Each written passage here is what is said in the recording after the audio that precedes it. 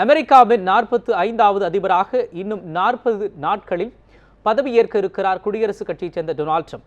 இந்த புதிய அரசு அமைந்த பின்னர் அமெரிக்காவில் என்னென்ன மாற்றங்கள் ஏற்படும், அந்த அரசியல் மாற்றத்திற்கு பின்னர் இந்திய அமெரிக்க உறவில் என்னென்ன மாற்றங்கள் ஏற்படும் என்பது குறித்த பெரும் எதிர்பார்ப்பு ஏற்பட்டுள்ளது. இது குறித்த ஒரு செய்தி தொகுப்பை தற்பொழுது பார்க்கலாம்.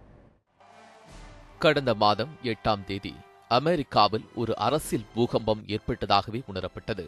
யாருமே டொனால்ட் ட்ரம்ப் வெற்றியை எதிர்பார்க்கவில்லை. அமெரிக்க நாடாளுமன்றத்தின் இரு அவைகளிலும் குடியரசுக் கட்சி முழு பெரும்பான்மையை பெற்றுவிட்டது. இதனால் ட்ரம்ப் என்ன நினைக்கிறாரோ அதை எதிர்க்கட்சிகளை பற்றி கவலைப்படாமல் செய்யலாம். இதனிடையே சர்வதேச அரசியல் சூழ்நிலையை கடுமையாக உருவாக்கியுள்ளார் ட்ரம்ப். சீன கரன்சி நோட்டுகளில் தில்லுமுல்லுகளை செய்கிறது என்று குறிப்பிட்டார். எனவே சீனாவை அவர் கட்டுப்பாட்டில் வைக்க முயற்சிப்பார்.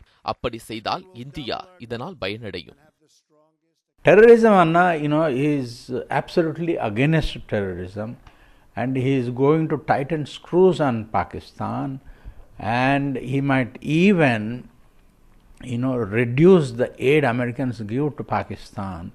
So if he tightens the screws on Pakistan and also gets tough with China, that will be beneficial to India.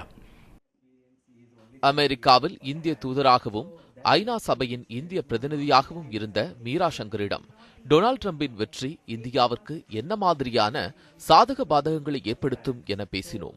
ஆசிய பிராந்தியத்தில் உள்ள அமெரிக்க ராணுவ துருப்புகளை படிப்படியாக விலக்கிக் கொள்வதாக தேர்தல் பிரச்சாரத்தின் போது அறிவித்ததை டொனால்ட் ட்ரம்ப் செயல்படுத்தினால் அது இந்தியாவிற்கு பாதுகாப்பு ரீதியாக பின்னடைவை ஏற்படுத்தக்கூடும் என்று மீரா சங்கர் குறிப்பிட்டார். In Asia, he has talked about why US troops should be in Japan and South Korea, and overall he has talked of putting America first and pulling back America from the rest of the world. Again, we have to see whether he actually implements it, but if he does, if he withdraws from Asia, then we would see that the rise of China in Asia.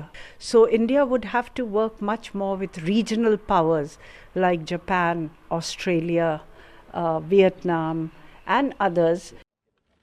அதிபர் Trump குடியரசுக் கட்சிக்கு கட்டுப்பட்டே நடக்க வேண்டிய நிலைக்கு உள்ளாவார். அவருடைய அமைச்சரவை கட்சியின் கட்டளைப்படியே அமைக்கப்படுகிறது.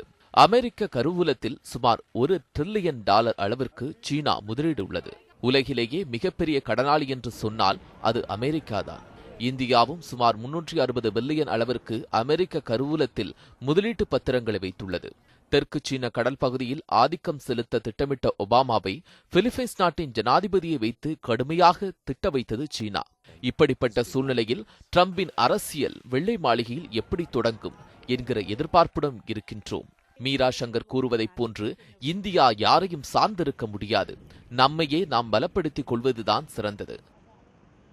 நியூஸ் 7 தமிழுக்காக டெல்லியில் இருந்து செய்தியாளர் சரோஜ் கன்பத்.